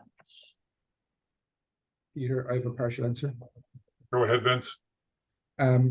I'm only answering this because I remember and loved the education subcommittee. I can only answer the first part of Jen's question. The second part is at the committee's pleasure about the number of meetings, the replacement meetings, whatever. That's for the committee to decide, not anything I could say anything on. But the first one is that yes, it has to be a posted meeting if it's a subcommittee meeting. Second, you just have to be careful of the members that are on the meeting, just so that you know, because when we had the education subcommittee, we ran into a few problems, as it happens. When the members of that group when there was only three, there was the education subcommittee was only 3 members. If 2 of those people met, that was quorum, and they'd frequently turn up together at other meetings. And it's fine so long as you don't discuss substantive topics, but they frequently bled into those, so that the education subcommittee, because education is such a big, broad, important thing, education themes would frequently come up in other meetings. And I am not saying this for any other reason than I remember at one Acclimate meeting, there was same members or 2 members of the 3 were present, and education themes came up, and there was no issue at the time because it was themes, not direct discussion, and those members stayed silent. But it caused a problem. But just to put that out there and make people aware. The other question that Jen had about frequency of meetings, that is up to the committee.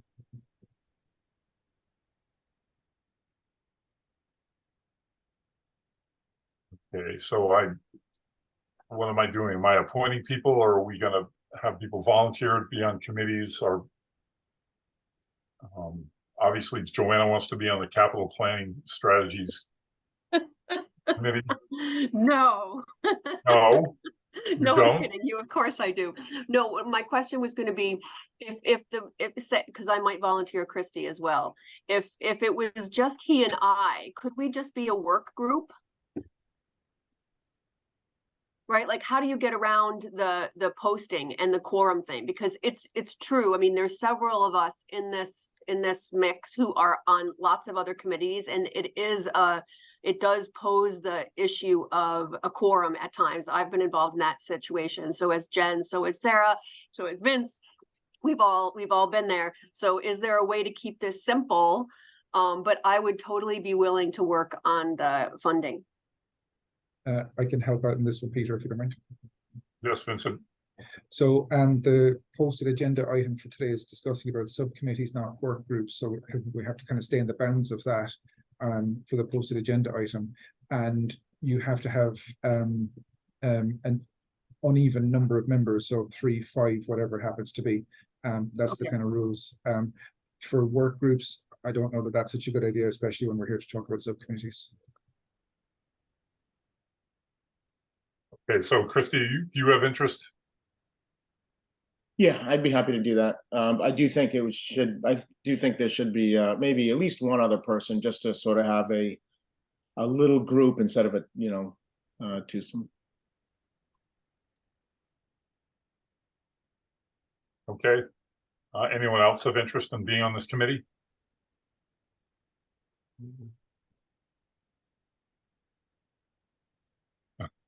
Just to say, you will have to have at least 3 members, so. Not seeing a lot of excitement here. I have a question. Do you have to know anything about capital finance to be on the committee? It will develop. I can be on it. I have obviously finance experience. Was that Abby? Yeah, I can be Okay. on it. I definitely have finance experience working. Okay, so Abby, Christy, and Joanna? Before you move for a vote, can I ask a question, Peter? Yes, Vincent. For those 3 people, are the 3 of you on other committees that might cause a quorum? Do you have any other committees in common? That's my question. Okay, then that's one problem out of the way. Okay, so we need to take a vote on this. Can we do it? Before After we do it, Peter, I had a quick question. Go ahead. Would it be appropriate to have, a member or 2 from outside of this committee? Which that gets rid of some of those, quorum questions for us. And it might maybe we bring some horsepower in from outside, either people that have been involved in government and aren't anymore, and or other people who are, you know, anyway, just a thought. And I've mentioned this prior of, you know, how do we do this? But if that's, you're talking about people that aren't on crack. Yes, So then they would have to be appointed to crack to be part of that committee, correct? I'm so not they- so sure. I'm not so sure about that. Well, we need to get an answer before we add them, but at least we have a core group now, right? We I have have the an three idea, that we Peter. want. I have an idea, Peter, if it helps. Vince, You could have the 3 voting members of PAC and other people could be advisors, but you still just have the 3 voting members of the subcommittee. And then draft in other people as advisors as needed, but they would be non-voting, obviously. They would just be brought in as needed as advisors. or not necessarily advisors, but guest speakers, you know? Yeah, fine. Because I see that, you know, we're an 11 member committee, and if they become members of that subcommittee, doesn't that make them by extension members of crack? And that makes it an even bigger mess. So maybe as visiting speakers or something like that, advisors. Agreed. I wouldn't want to get into that mess either, and I would advise against it. Okay. So for this committee, Abby De Molina, Joanna Roach, and Christy Kickham, do I have a motion to create this subcommittee? So moved. Second, Okay, it's been moved by Gary and seconded by Jen. Roll call vote, Gary Beller, Aye. Kim Brain. Aye. Abby De Molina, Aye. Matt Fee, Aye. Rachel Freeman, Aye. Jen Carberg, aye. Christy Kickham, Aye. Joanna Roach, Aye. Doug Rose, Aye. chair votes aye. Okay, now the Education and Outreach Committee.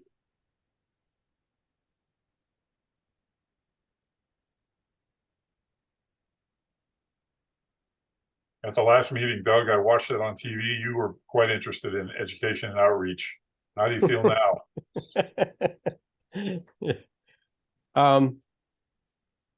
Yeah, of course. I mean, I would like to help in any way I can. I'm personally not convinced that we need a subcommittee to achieve that goal, but and in particular because of something I think either Vince or Leah had reminded us of, which is, you know, there is a communications team within the town.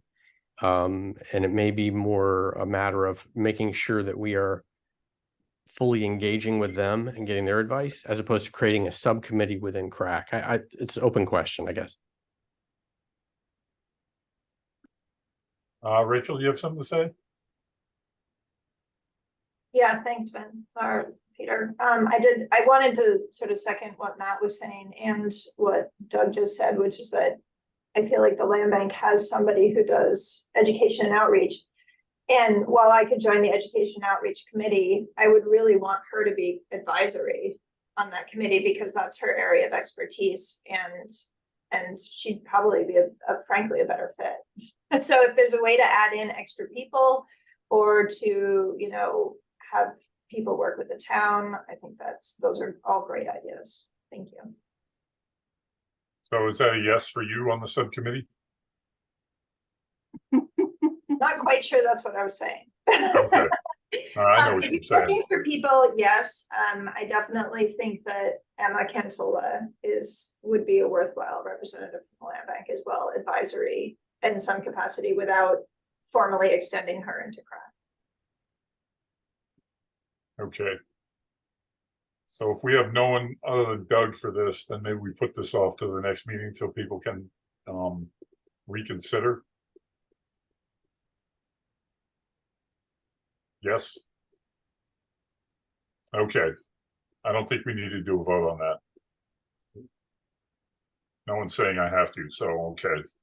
We'll move on to. Peter, I think you do. Yeah, I do. Move Okay. it to the next meeting's agenda. Okay, so we're gonna put this other subcommittee, education and outreach, and the hopeful formation of this subcommittee on the agenda for the next meeting. Who wants to make that motion? I'll move.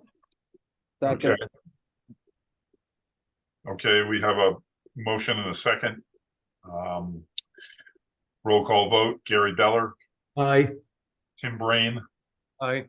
Abby DeMolina, Aye. Matt Fee, Aye. Rachel Freeman, Aye.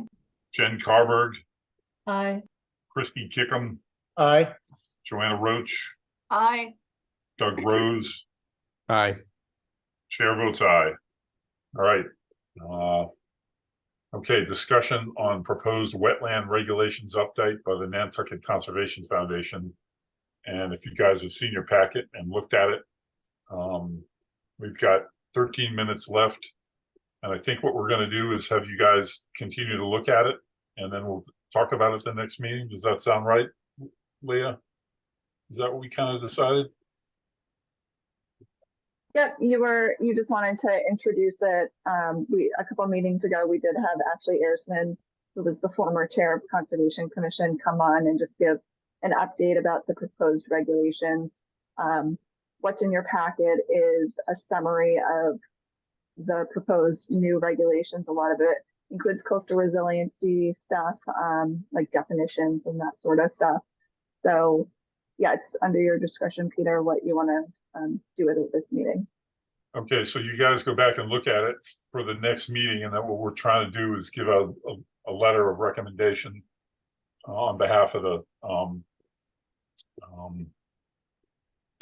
is that right? It's a letter of recommendation on behalf of this board, of this committee, to the select board.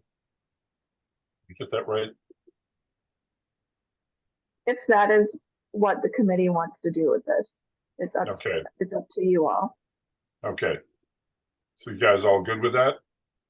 Yeah, I was ready to make a recommendation, and I would have made a motion to approve it because I've read through it and I think it's certainly sorely needed. It's part of what, you know, the whole coastal resiliency plan was about, is to update the regulations. And of course, they never go far enough as that they should, but anything that we can do on that, in that same vein, I'm always in favor of supporting. So I was very comfortable with it. If you want to spend another meeting talking about it, obviously that's your choice. How does everybody feel about that? Do we want to just make a motion now, or do you want to wait?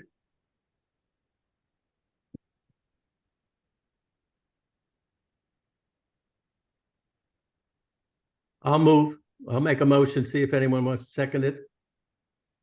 A motion to support the recommendations that came out of the Conservation Commission's proposal, which you have submitted and which is part of our packet for this meeting. I'd second that. Okay, discussion, Leah? I just want to point out that this is still in the works with Conservation Commission, so they will be having more meetings about the proposed regulations. This is not finalized at all. So you just need to know that before you decide to write a letter. So are you saying that if we waited 2 weeks, there might be changes that we're going to overlook because they might revise it between now and then? Yes, it's not finalized at all. They should be meeting in another month or two to discuss the proposed regulations. And at that meeting, you know, new stuff might come up. So this is just a summary of what has been proposed. Nothing is finalized at all. So, yeah. So maybe, guys, we hold off before we send a letter and recommend if there's going to be changes coming down. Because we might find ourselves sending another letter if they make a major change. Yep. Gary, you okay with withdrawing your motion? I'll withdraw it. Okay, I'll wait. Okay. So we'll just keep tabs on this, Leah. And I guess we'll get updates from you, or you'll give me updates, and then we'll decide if we're going to put it on the agenda if there are changes. And then at the right moment, we'll write a letter. We'll take a vote and then write a letter. Okay, that sounds good. Okay, so we're down to the public comment section of the meeting. And to be clear, this is public comment on anything that was not on the agenda. So does anybody have any public comment? If you have public comment, you go down to the bottom of the screen where it says reactions and click on that, and then click on the raise hand feature.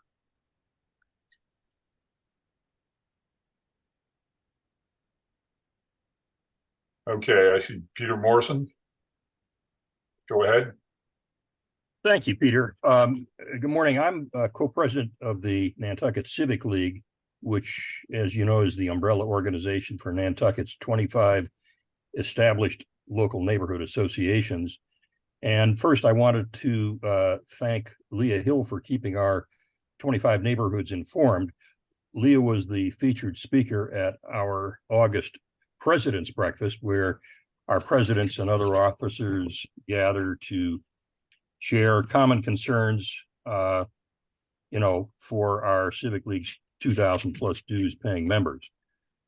I'm here simply to, give you some perspectives that Charlie Stott and I, as co-presidents, have, and we are looking to you all and to you, Leah, especially for ongoing guidance in furthering our aim to strengthen coastal resilience across our 25 established Civic League neighborhoods. And going forward, I just wanted to alert everyone to an obvious foreseeable concern. The concern here is with the details of how all these coastal resilience districts are. Okay, Peter, I'm going to stop you right there. Sure. So the public comment, this public comment is on items that are not on the agenda, something that is not on the agenda, that you want to bring to our attention. This is not public comment on anything we talked about today. Okay, just keep us in the loop, and thanks. Of course we will. And remember, we have established neighborhoods that are communities of interest. And we just want to be sure that their voices are heard. That's the message. We will absolutely keep you in the loop. You'll know when we're going to have another discussion. It'll be ongoing. So sorry, we're not taking public comment on that stuff today. No, that's fine. I got the message across that we wanted to. Thank you. Okay. Do we have anyone else who has public comment? Okay. All right, so seeing none, approval of minutes from August 8th, 2023. Move approval, Spat. Second, Is that Jen? yes, it was. Motion from Matt, second from Jen. Roll call vote. Gary Beller, Aye. Tim Brain, Aye. Abby De Molina, Aye. Matt Fee, Aye. Rachel Freeman, Staying. Jen Carver, Aye. Christy Kickham, Aye. Joanna Roach, Aye. Doug Rose, Aye. chair votes aye. Okay, new business and committee and natural resources department reports from Planning Board, Conservation Commission, Harbor and Shellfish Advisory Board, Select Board, Advisory Committee of Non-Voting Taxpayers, and other committee members. As well as update by Vince Murphy about joint meeting with Conservation Commission and the Historic District Commission regarding town-owned beach concessions related to coastal resiliency. But let's go with it. Does anybody from the committees that they represent have any reports for us?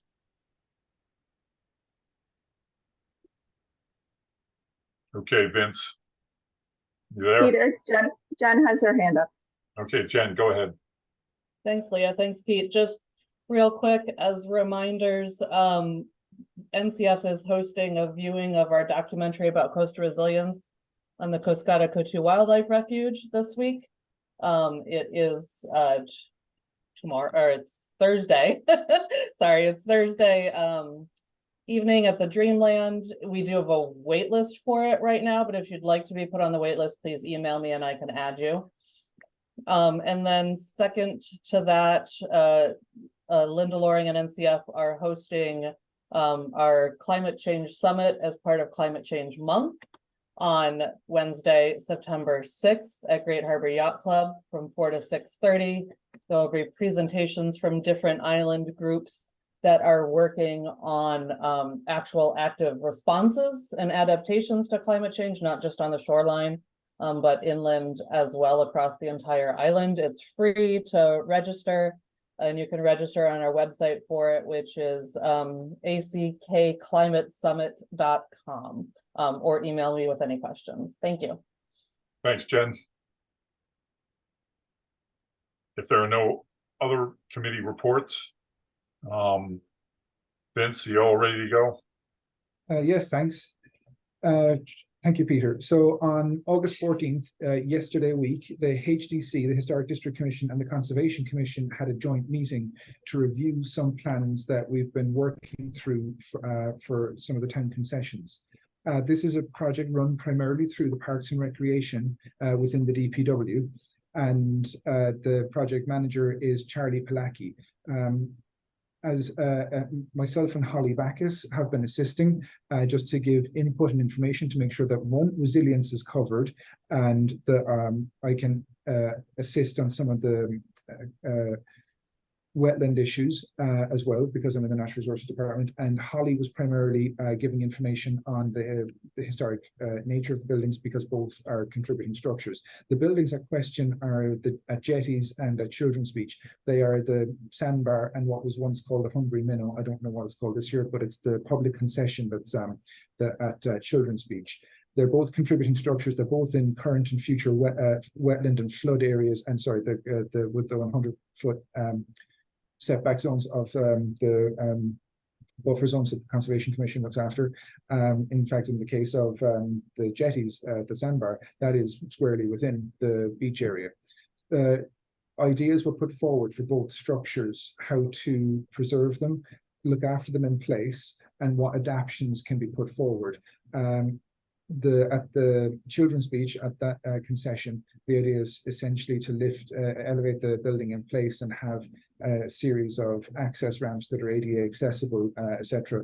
There was other discussions that the commission and both commissions had about the appearance of the buildings and the kind of materials that may be used for fill or not, or whether fill would be allowable. This is one of the kind of questions at play. Then at the Jetties beach, the idea was to keep the facility in place, raise it up, and then alter the access to have what they called a wedding cake design of step down into the beach area, extending from the building into the beach area. And both committees gave feedback on that. The feedback was collected by the consultants at Wesson and Sampson, I think it was, and they are going to take that feedback and try and make amendments to their plans, to their design drawings, and then move forward. This is only advice that both commissions gave. That can then be used to understand how better to undertake the application so that we can have a likely and more successful application. It was indirect feedback of sorts. And to say thank you to all parties involved, including Weston and Sampson, the HDC, and the Conservation Commission, and all the town staff that facilitated the meeting. Thank you, Peter. Okay. Comments? Matt? Good question. Vince, was there any discussion of operational issues at the jetties and putting an addition on to that existing building so the public could see the old building? Did they get into that level of detail or no? HDC did to some extent, yes, Matt. Doug? Thanks, Vince, for the recap. I did watch it on YouTube, and I thought the whole thing was fascinating in the sense that you saw different perspectives, obviously, from the members of the HDC versus that of CONCOM. To me, what really resonated was the differing, I guess, sort of time horizons that those two groups represented. I think HDC rightly is looking to make sure that whatever changes are made to these buildings are consistent with building with Nantucket in mind and being, historically authentic and whatnot. I took from the CONCOM's comments a greater issue or a greater concern with the long-term viability of those locations. And it sort of begs the question, I think, for all of us on CRAC to think about how do we go about initiating kind of resilience-based improvements on a specific property without first backing up and looking at that area. Because in the case, I'll pick on jetties, for example, we could fix the sandbar and it might extend the longevity for 10 years or 15 or 20 years. But if the remainder of that jetty's neighborhood is underwater any amount of time, it kind of begs the question, is that a viable business? So I'm not suggesting that there's a quick answer to that. I know there isn't. I'm just saying it was a fascinating exercise to watch it. I also, while I've got the mic, I would just say, I also in the same week watched the video presentation by Jen Carberg and Sarah Boyes from Envision Resilience, where they talked about those neighborhoods in much longer term perspective. And the combination of watching the sort of town committees working on a thorny issue that's in a very short-term environment versus the longer term perspective, it was just kind of mind-blowing. And I would encourage everyone to do that. If nothing else, it's educational. Thank you. Okay, thanks, Doug. Any more comments? Okay, update on upcoming August 23rd public meeting for the updated Harbors Action Plan. I guess I'm doing that. So the Harbors Action Plan, the updated Harbors Action Plan Committee is holding its second round of public meetings tomorrow. There'll be 2 sessions, 9 to 11 a.m. at the Great Harbor Yacht Club. And then I think it's 5 to 7 p.m. at the Matticat Admiralty Club. And we're going to have a similar format where we'll have the various topics that people want to discussed at individual tables. There'll be a moderator, one of us on the committee, as well as there'll be a note taker from the Urban Harbors Institute, which will make sure that everything gets taken down. If you didn't go to that meeting earlier in the year, or even if you did and you have more to say, I urge you to go there and share how you feel about the harbor and the updating of the harbor plan. And there's also a online survey you can participate in case you can't make these meetings, and you have the link on your agenda. So follow that link if you're not going to go, or even if you go to the meeting, participate in the survey. Okay, so update on Harbor and Shellfish Advisory Board's Public Education Forum for Harbor Watershed Property Owners. So on the Harbor and Shellfish Advisory Board, we've been working for several months to try and enlighten the residents who live within the harbor watersheds, make them understand how what they do on their properties can impact negatively our harbors and our ponds. And so we have come up with this forum that we're going to have in the community room at 4 Fairgrounds Road at 9:30 on September 9th in the morning, to basically show people how they can find their way onto the town's GIS web system and answer their questions about how their property might be contributing fertilizer, drippings from oil changes, paint, whatever they're putting on the lawns, leaky septic systems. It's basically public awareness to help people understand that what you're doing at home affects the harbor if you're living within the harbor watershed. And we made sure that Peter Morrison knew about that, and he got the word out to the 25 area associations on the island. So we're hoping for a good turnout. Anyway, I just wanted to tell everybody that was happening. And then discussion of upcoming meeting dates and topics. Next meeting is December 12th, 2023 on Zoom. It sounds like if Matt and Vince work their magic, that's when we'll be resuming our discussion of the CRDs. And that'll give Leah and Vince more time to refine what we were talking about today. Peter, you said December 12th? Oh, I'm sorry, skipping ahead. September. Hoping for cooler weather. Okay. If no one has anything else, then I'll take a motion to adjourn. So moved. So moved by Matt Fee. Second. Second by Gary Beller. Roll call vote. Gary Beller. Aye. Tim Brain. Aye. Matt Fee. Aye. Abby De Molina. Aye. Rachel Freeman. Aye. Thanks, Rachel. Jen Carberg, Aye. Christy Kickham, Aye. Joanna Roach, Aye. Doug Rose, Aye. and the chair votes aye. Thanks, everybody, for tolerating my very first meeting. Great job, Peter. Yeah, Nice good job. job, Peter. Thank you. I need that. Great job. Nice work, Peter. I need a haircut. I know that. So, okay, Have it's a sunny great out. day. So you guys go out and have lunch outdoors, and I'll stay on for Vince and Leo. Okay.